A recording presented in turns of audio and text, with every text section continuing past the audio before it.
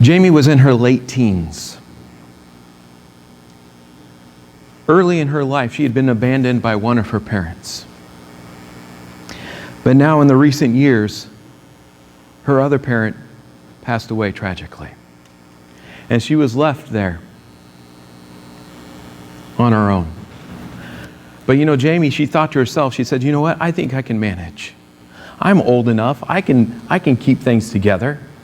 And I can manage on my own, I'll make it. And so she started trying. And it went well for a little while. But it was hard. Being on her own, she was still in high school, still trying to make it by. Eventually she started missing school. And as time went on, the money started running out too. Until she was eventually sleeping in her car, all alone. Well, one day, a family heard about her, knew her, and heard about her situation, and they invited her into their home. And they said, come into our home. And so they did. They took her into her home. They provided her food. They provided her clothing. They basically watched out for her. And things were great. And she said, this is great. Except they took her into their home, but they never really took her into their family. She still felt a little disconnected. She still felt a little out of place. She still felt like she was on her own. I tell that story because we don't want that to be the experience of anyone in the church. And I'm not talking about you're living in a car or whatever, but I'm talking about when you come to church. We don't want you to feel like you're here, but disconnected. That you're here, but still out of place. That you're here, but you're still on your own. You see, as a church and as Christians, we are family. As we've been talking about, community is part of who we are. Community is in the DNA of the church. It's just who we are as the followers of Jesus Christ. Now, if someone is coming to the church and is disconnected, the fault can lie in a couple places. One, it could be people keeping them away, keeping them out, and saying, you can come, but... And of course, no one would use those words. You can come, but just don't get close. You can come, but you can't be part of our group. But we may act that way if we fail to welcome people in. Or on the other hand, it could be the person who comes and keeps themselves away. The person comes, but they fail to take the step into community. They fail to move forward into relationships. And either one is a problem. And that's what we're going to address today. Both of those issues. You see, Jesus has called us to move beyond the shallow and superficial, disconnected relationships and to join others in authentic Christian community. Now, we've been talking about this and making this point now for the last few weeks. And we'll be wrapping it up today, but I want to just start today by tying together all that we've looked at. And I'm going to tie it together with this statement. As followers of Jesus, we are becoming like Jesus, and we do it in community. Let me look at a few verses that kind of illustrate this point for us. You see, as Christians, our ultimate goal in life is to be like Jesus. Ephesians 1:4 says, even as He has chose us in Him before the foundation of the world, that we should be holy and blameless before Him. You see, when we studied Ephesians, we saw this verse and we said that God chose us, why? To become holy, to become righteous like Jesus. He chose us so that we might be the righteous people of God.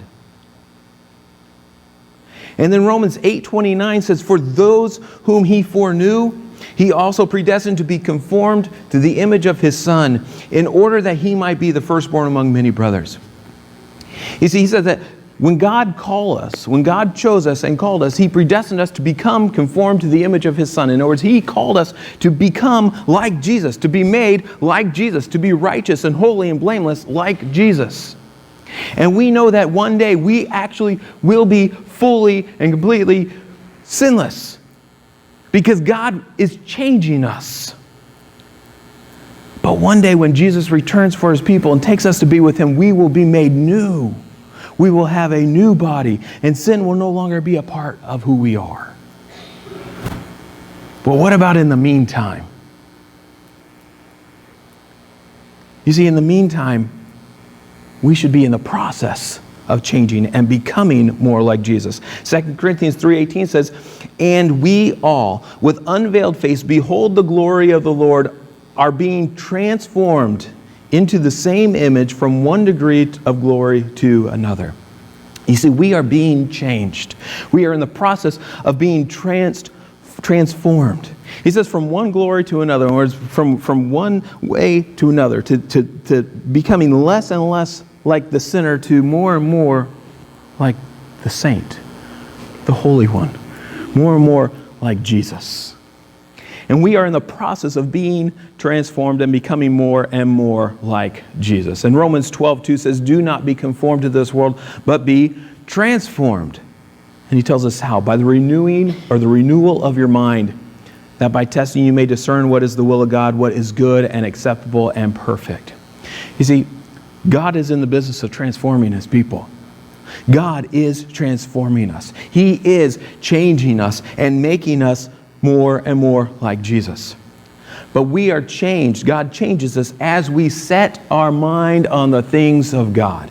So that has to do with Bible reading, that has to do with worship, that has to do with praying. But as we renew our minds, as our mind is renewed, as we set our mind on the things of God, God changes us from the inside out. And He makes us more like Jesus. And this is our goal. Our goal is to be changed. Our goal is to continue changing throughout our lives until Jesus returns, or until we die and move into His presence. But we want to continue changing, becoming more and more like Jesus.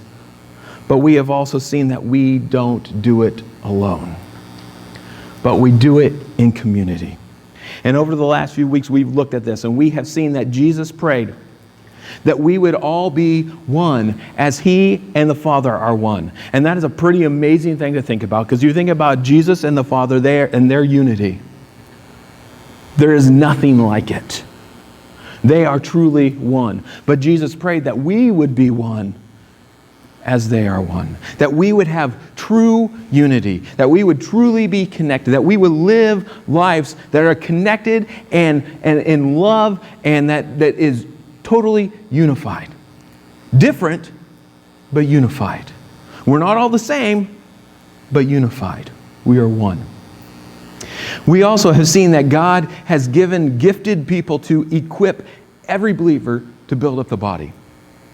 He has given gifted people and people with spiritual gifts in order to build up the body, so that then the body, every believer, can work to build up the body. It's not just a few people's job to build up the body of Christ. It is whose? Everyone's. Every one of us has the responsibility to help build up the body, to help our fellow Christians become more holy, to become more like Jesus. And we've also seen that because of that, we are all important. There is no unimportant part of the body. No one in the body is expendable. No one is unnecessary. But everyone has a role in the church. Everyone has a responsibility. Everyone has something to do in the church. And we also saw from the many one another commands that we looked at last week that we all have a responsibility to each other. That we are to love one another, that we are to encourage one another, that we are to exhort one another, that we are to pray for one another, that we are to correct one another, come alongside one another, build each other up, spur each other on to love and good deeds. We have a responsibility to one another, each one of us to the others. You see, God intended it this way, that we grow together. We don't just do it in isolation or on our own, but we grow together. We are connected. We are a body. We help each other become more like Jesus. And not only is this in the DNA of the church, but we need it. We need each other to help each other grow and become more like Jesus. Well, having tied all that together, now I have just two more aspects of community that I'd like us to talk about. The first is that Jesus lived in community. And we find that in Mark chapter 3. Mark chapter 3, beginning in verse 7. Let me just read these verses for you, 7 to 14.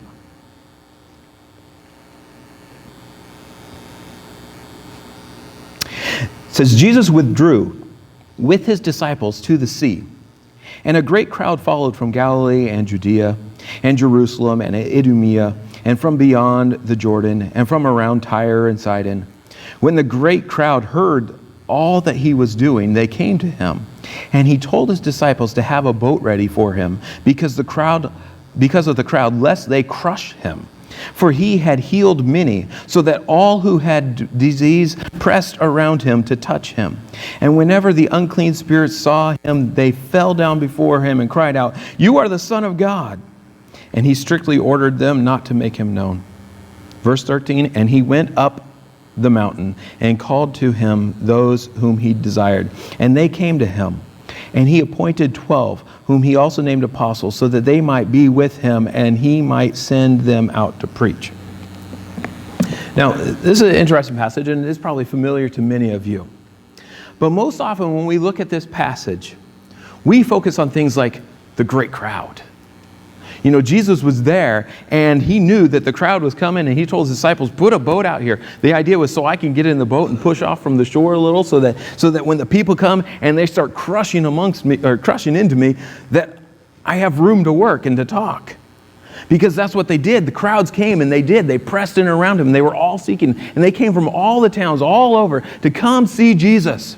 Because they heard about the great things he was doing, the miracles. Some of them had even been healed. So they're like, hey, you should go see Jesus. So everyone was coming to see Jesus. And they were pressing around on him. And he had no room to work. And so there's a great crowd.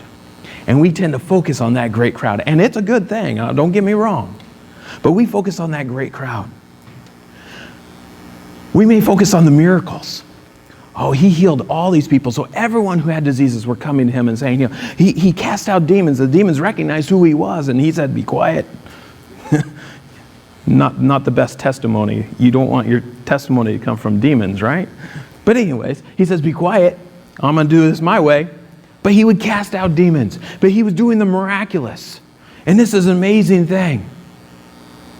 But I want us to notice one other thing. I want you to notice how the story begins. And then how the story finishes, or really it's the next story picking up. But look, in verse 7, it starts this way.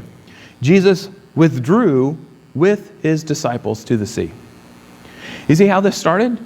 Jesus was withdrawing. He was getting away with his disciples. And then everyone else came and followed. They found out where he was and they chased him. It happened a lot. And when he was getting away, they would find out and they said, oh, let's go. Oh, he's at the house, let's go. And they would follow him. But this starts out, Jesus withdrew with his disciples. He was getting away with his small group of disciples. And we might call this the very first life group.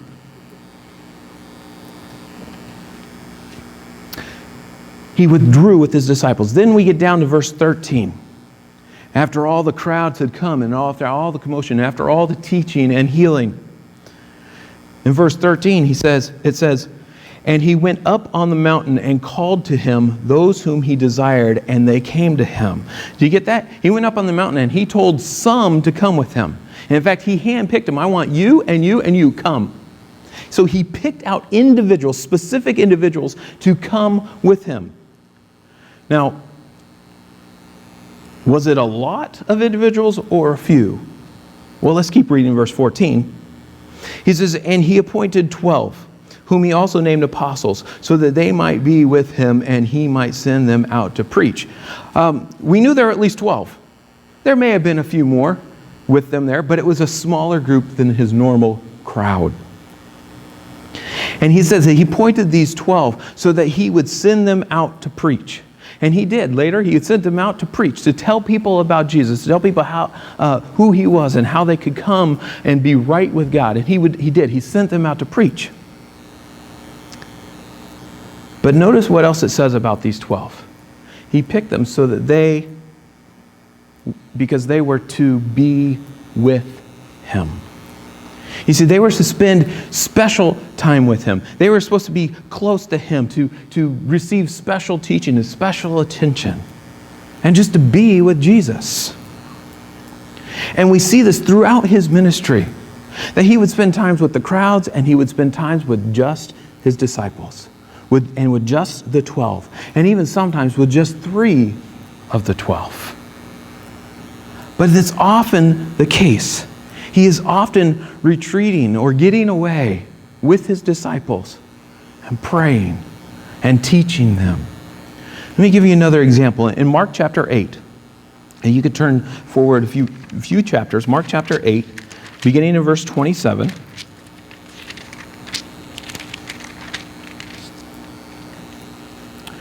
Mark 8:27, it says, and Jesus went on with his disciples to the villages of Caesarea Philippi, and on the way he asked his disciples, who do people say that I am? And this starts this big, long conversation.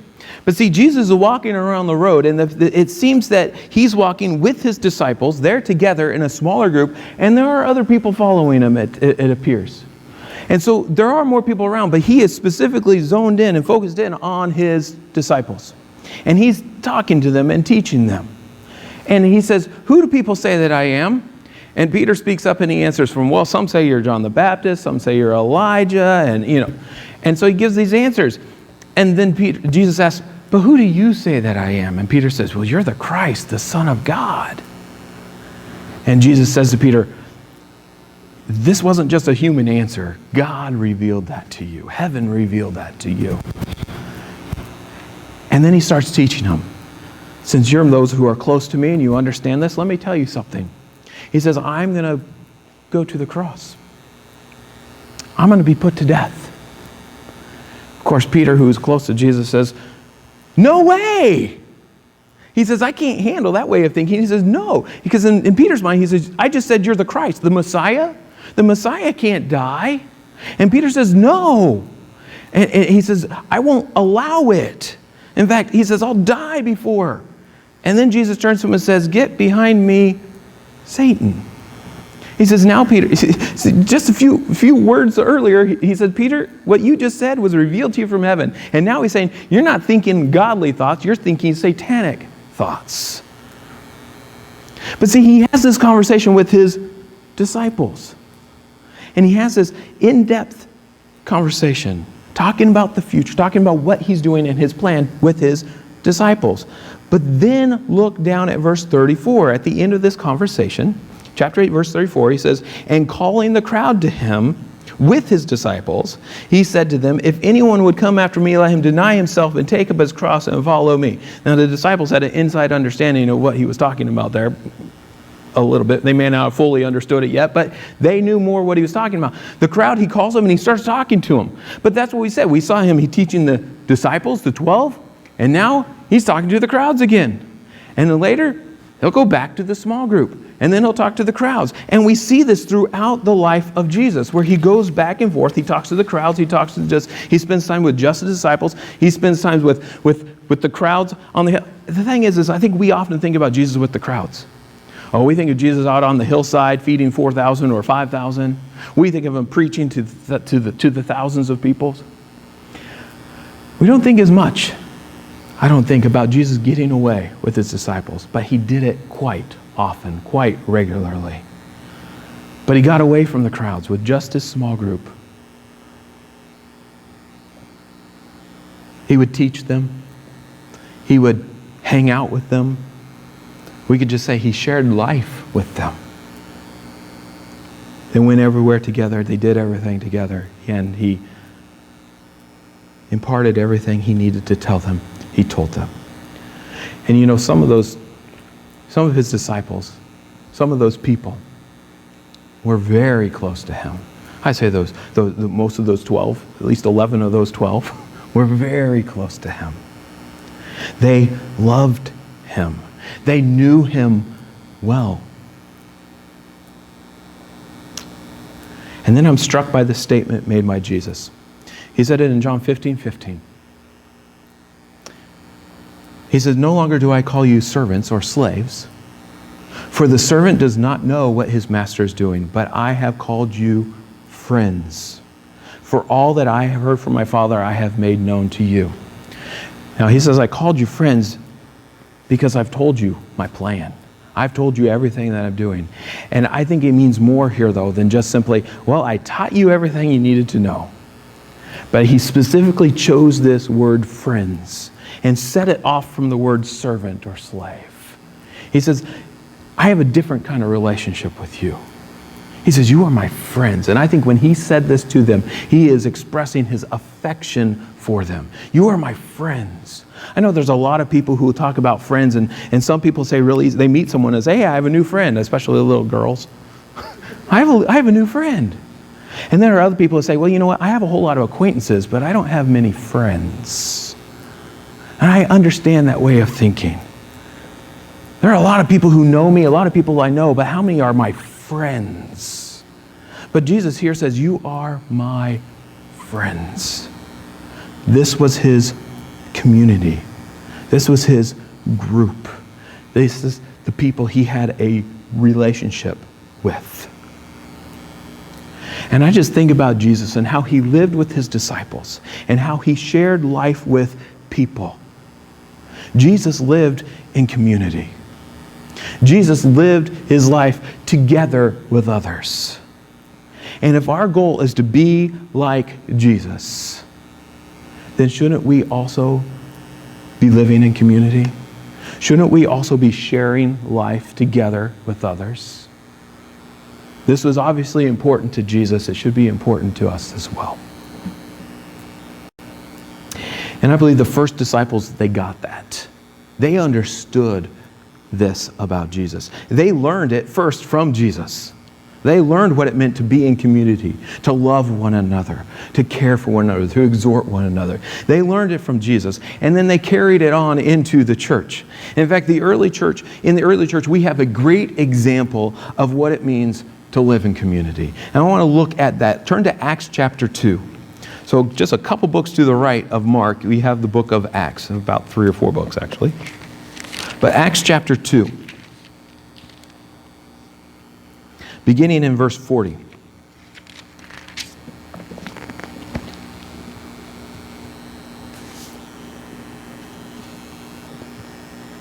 Acts chapter 2, verse 40 reads this. And with many other words he bore witness and continued to exhort them, saying, save yourselves from this crooked generation. So those who received his word, they're talking about Peter here, Peter speaking, those who received his word were baptized, and there were added that day about 3,000 souls. Now I'm going to stop there for a second, and let me explain what's going on here. This is the beginning of the church. This is the day the church begun. So Jesus had died on the cross, Jesus had raised from the dead, and Jesus had appeared to the disciples a number of times over a 40-day period. And now they're all together, the disciples are all together in a room on the day of Pentecost, a day when of a Jewish festival celebration. And they're there together, and the Holy Spirit comes upon them and moves them out into the streets. And they begin speaking in tongues, and people notice it, and then people start asking questions. And Peter stands up amongst the disciples and starts preaching about Jesus. And he starts telling them about Jesus and how Jesus is the Messiah and how Jesus came to save them from their sins. And he talks to them and he says, this Jesus whom you crucified, he says, he puts them direct right at him. You turned him over to the Romans to be put to death. You crucified him. He is the Messiah. He is the one that was sent by God to be the Savior. And the people hear his words, and it says they were cut to the core, and they said, what must we do to be saved? And that's where we picked up the verse. He says, well, repent and believe, or be baptized. He's basically saying you need to believe in Jesus. You need to repent. You need to turn away from your beliefs or your rejection of Jesus and turn to him and believe in him. And he says, and you'll be saved. And then we read those words, and it says, on that day, 3,000 people were saved. 3,000 people came to believe in Jesus Christ as their Savior that day. And that's the beginning of the church. That's where it began. Now the following verses then describe what the church did and how they did life together. So let's keep reading verse 42.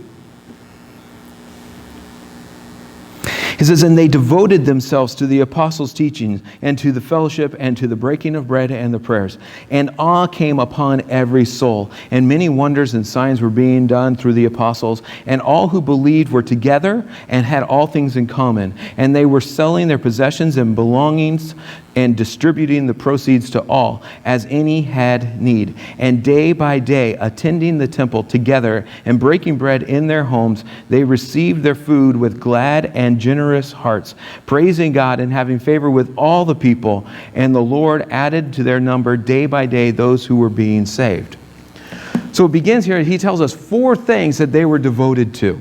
Now it mentions some other things that they were doing, but there are 4 things he says they were devoted to. And this word devoted, it has the idea or means to be being persistent in an activity and doing something continually or regularly with effort. In other words, they were devoted to it. They said, this is what is important and this is what we are going to do and this is what we do.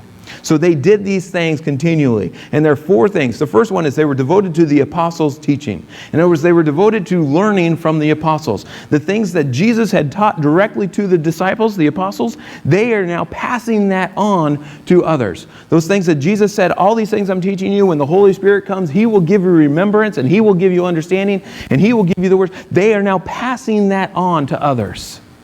And so the people are devoted to learning about Jesus and learning about God, learning the truth. The second thing they were devoted to was fellowship. And this word fellowship has the idea of being involved in one another's lives, investing in the lives of other people, of other believers. They were sharing a close mutual relationship with each other.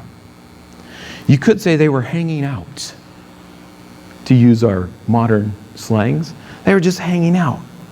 But really, that's only part of what they were doing. That's only part of fellowship.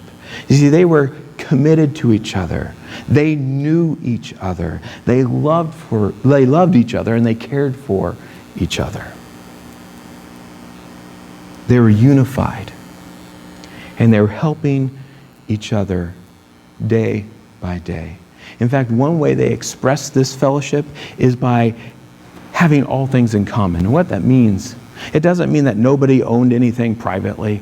It doesn't mean that this person didn't own their land, it belonged to everyone. But what it means is that they were willing to take things that they owned and sell them off and give them to the church so that anyone who had need, anyone who could not afford to live, was being taken care of.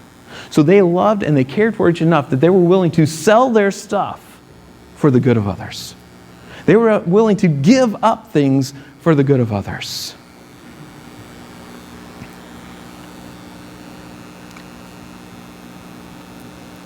But you notice this was an ongoing thing too. It's not something that they just did one time. But it was an ongoing thing. They kept doing it. They were doing it. Were selling their things and giving them away to those who had need. In other words, you know what they were doing? They were living in fellowship with one another. And we talked about this word fellowship. I've said it several times. Fellowship is the idea of helping other believers, being an instrument of holiness in the life of other believers. Helping them become more like Jesus Christ. Doing what is ever necessary to be a part of their lives and help them become holy, to become like Christ. But they were living in fellowship. In other words, they were sharing life together. The third thing they were devoted to is the breaking of bread. And I believe this means that they were eating meals together.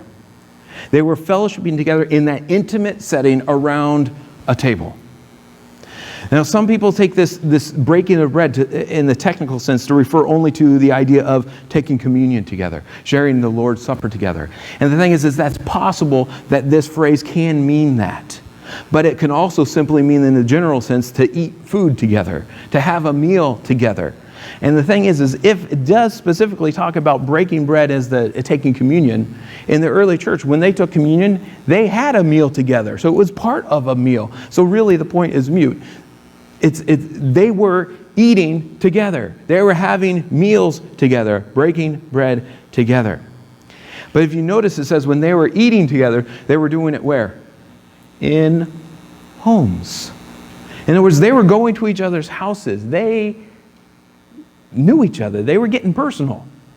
They were in your personal space, if you will. They were in homes. They were breaking together in homes. In fact, you could again call this first small group ministry of the church. They were together in homes, sharing, fellowshipping, teaching in homes. And you notice it says that they went from the temple to homes. Breaking bread day by day in the temple and then going and breaking bread in homes. Going to the temple day by day and then going to homes. So they met together in the large group and then they went homes and met in small groups. The church has done this since the very beginning. Building those relationships. But what I think is most striking about this is that they didn't go to the temple and then say, okay, time to go. Oh, I'll see you next week or whenever I see you again. They actually took the initiative and the effort to be together with each other. They would go to the temple, then they go to each other's homes, spend time together. And the fourth thing they were devoted to is prayer. And of course, prayer is a key aspect of community life. Prayer is God's people seeking God and His guidance and being dependent upon Him. And when we pray together, we're doing that together as one, as a body, as a unity. We also see in there that they worship together regularly, every day in the temple, and then they would go to their homes together, large group, small group. But they were together a lot.